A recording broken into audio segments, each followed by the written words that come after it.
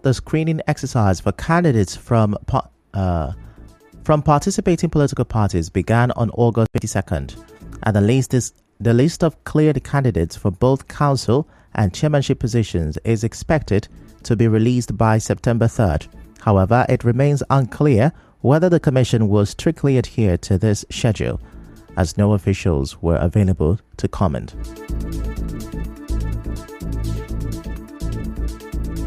Now, elsewhere, the Ondo State Independent Electoral Commission says elections in the 18 local government areas and 203 wards of the state will be conducted on January 18, 2025. The chairman of the commission, Joseph Arimo, announced the new date at a stakeholders meeting held at the commission's headquarters in Akure. The elections, which were earlier rescheduled to hold on July 13, were postponed indefinitely. Dr. Arimo said the elections were never cancelled but rescheduled due to the non-compliance of political parties with the electoral guidelines and processes. Moving on, environmental rights activist Courage Nsiramovu has called on the government to urgently compel multinational companies to replace their aging oil pipelines before they fully shift their operations offshore. Mr. Nsiramovu, who also serves as the coordinator of the Felix Center for Civic Education Initiative, shared this advice while responding to two separate oil spills that occurred this week in the Obiakpo local government area. He told correspondent Obiorowari that the native communities in the Niger Delta region would face severe consequences if international oil companies, IOCs, divest operations without addressing the old pipelines. There is spillage cut across Niger Delta host communities. We received another report of spillage from Umuwara community. So the health hazard, the environmental hazard is terrible. There is need to reevaluate the situation of pipelines across the Niger Delta. Whoever is operating, whether Shell, whether indigenous oil companies, must operate in line with best international practice. Mr. Nsiramovu also urged for an environmental audit of the region, given the recent spate of oil spills. In other news, the winner of the first edition of Nigeria Info's first national I Beg to Differ tournament of champions, Mary Uke Ashia, says she is excited to have come this far in the debate. She said aside from emerging the winner, the debate afforded her the opportunity to meet and interact with brilliant young minds like herself. Mary also shared some of her plans for the future.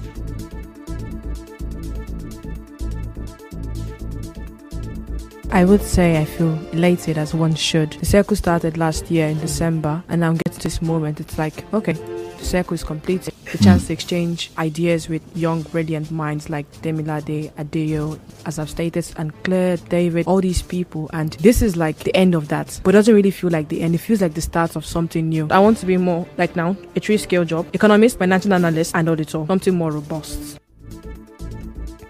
On the spot, General Manager Wazobia Info Femi Obon Daniels says Nigeria Info is committed to making the debate bigger. He urged the listeners to watch out for the next session. We cannot go back. We owe it to Nigeria. We owe it to Nigerians. We owe it to these kids to soldier on and make it bigger, even bigger. So watch out for what will come and the next season. Let me be the first to tell you that in the coming season, we will be going to the government and telling them to honor their representatives. Let them put their mouth where their money is. Still to come, 6 dead, others injured in Lagos-Ibadan Expressway crash.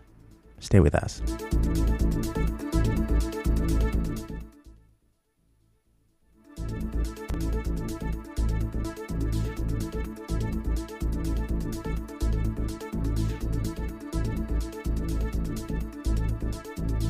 Light up Port Harcourt Music Festival. Over 10,000 youths and music lovers on the 15th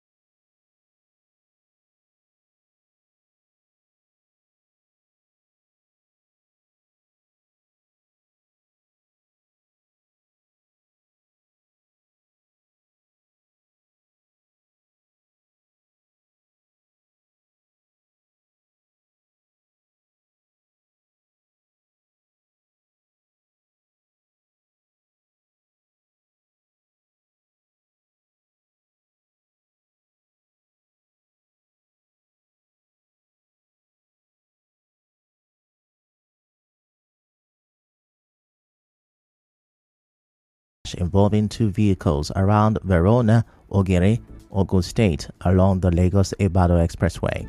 The Federal Road Safety Corps Public Relations Officer Florence Obe confirmed this in a statement in Abeokuta today. Now, he said 3 others were injured in the crash. He explained that the suspected cause of the crash was excessive speed on the part of the Sienna Space bus, which rammed into a moving truck from the back. In the meantime, a resident of Port Harcourt, Chukwuemeka Ogadu, is accusing the police of demanding 170,000 naira to remove a decomposing body found near his home around Elelewon. Mr. Ogadu spoke to our correspondent on this.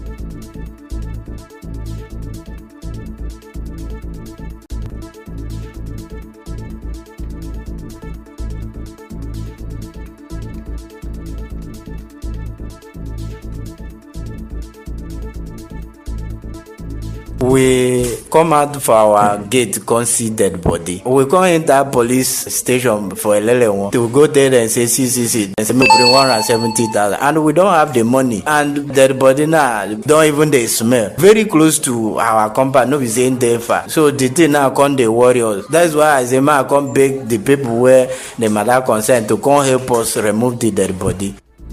The police have yet to speak on this. Now, straight to business. As water production continues to rise, the national president of the Water Producers Association of Nigeria, Eberi Maxine, says multiple taxations and harassment by government agencies are some of the challenges affecting the industry. Mr. Maxine, who made this known on Nigeria Info FM's Morning Crossfire, said despite the increased production, the factory price of water has remained unchanged. He, however, said the rising cost of diesel and other production materials could eventually lead to higher prices for sachet and bottled water. The price has not changed. What we as an association do is peg the minimum price. The minimum price is 300 from the factory. We say, fine, okay. If that be the case, then we have to put up a committee to really look at these things you are talking. So we have been able to curtail, monitor, discipline our members to make sure that whatever they put out there is of good quality. Mr. Maxine also stressed the importance of government collaboration in ensuring the quality of water production to curb unethical practices. He also recommended increased monitoring of water production to mitigate health risks. We are hopeful that what the commissioner is bringing to the table is going to be a win-win situation for everybody. We are also looking at the aspect of protecting the lives of Rivers residents. It's not about packaging water and you push to the public. Now, it has to do with also the quality. Because if there is anything like waterborne disease, like the last time in cholera, thank God, because of our resilience, because of our dedication, Rivers State, we did not record any case. Now, the Federal Competition and Consumer Protection Commission, FCCPC, has given traders and market stakeholders 1 month to lower their prices. FCCPC Executive Vice Chairman Tunji Bello announced this at a meeting in Abuja on Thursday. He added that the Commission will start enforcing rules on pricing after the 1 month period. The Nigerian National Petroleum Company Limited says it will engage reputable and credible operations and maintenance companies to operate and maintain the Warri Refining and Petrochemical Company and the Kaduna Refining and Petrochemical Company. The NNPCL made this known on its X handle today. In entertainment, Nigeria's celebrated music icon Onyeka Onwenu will be buried today in Lagos. The artist died on July 30th after collapsing at an event. She was 72 years old. She will be buried privately at a vault in Ikoyi. In sports, Nigerian Super Eagles striker Victor Osimhen has turned down a move to join Chelsea Football Club. The Nigerian forward preferred to join Saudi Arabian side Al Ahly in a 4-year deal with his former employer, who will earn 80 million euros plus add-ons. On the international scene, the Israeli military says it has killed the head of the Palestinian armed group Hamas in Jenin and 2 other fighters. It follows a major operation that has continued for the 3rd day in the north of the occupied West Bank. Israeli security forces in a statement said they killed Wissam Hazim in a vehicle and then carried out airstrikes on 2 additional terrorists while they attempted to flee. The Palestinian Health Ministry said the 3 men were killed overnight near the town of Zabadeh. Now that's a wrap on the news this afternoon. Before we go, let's have a look at the major stories. RISIAC headquarters is seeing slow activities amid ongoing local government election preparations. NNPCL says it will hand over Warri and Kaduna refineries to private operators. The federal government has issued a 1-month ultimatum to traders to crash prices. On the foreign scene, Israel says a Hamas leader has been killed in a West Bank operation. The news was edited by Martha Okiri. To reach the news team, send an SMS or WhatsApp to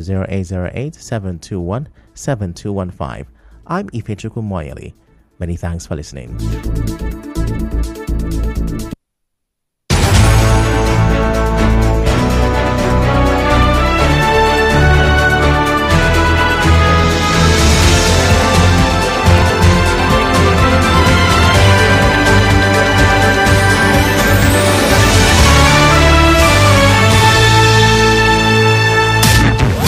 It's all talk and more talk on Nigerians' #1 talk station. This country needs a marshal, needs a sheriff. In some particular societies, especially in my tradition, a woman is not allowed to inherit land. Issues that get your attention. This thing has been a carryover for the time of Jonathan. Yeah. And they continue this billions. Your views against all odds. My word is that why those households, why are they not following up their job? The intense conversation. It has to be given to her now based on sentiment. These are some of the challenges that women go through on a daily basis. Okay, bro. And that is